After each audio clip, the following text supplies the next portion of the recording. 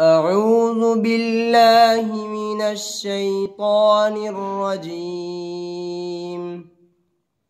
بسم الله الرحمن الرحيم.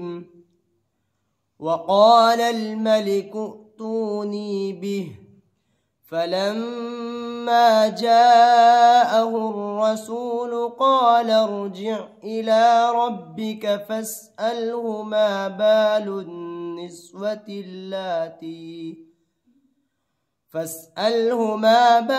النسوة اللاتي قطعن أيديهن،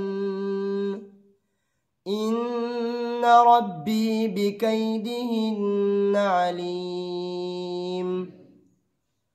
قال ما خطبكن إذ راوتن يوسف عن نفسه؟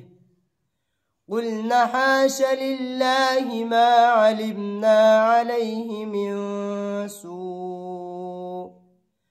قالت امرأة العزيز الآن حصحص الحق، أنا راودته عن نفسه وإنه لمن الصادقين.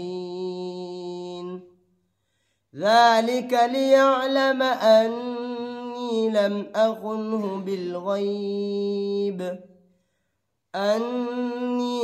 أخنه بالغيب وأن الله لا يهدي كيد الخائنين. صدق الله العظيم.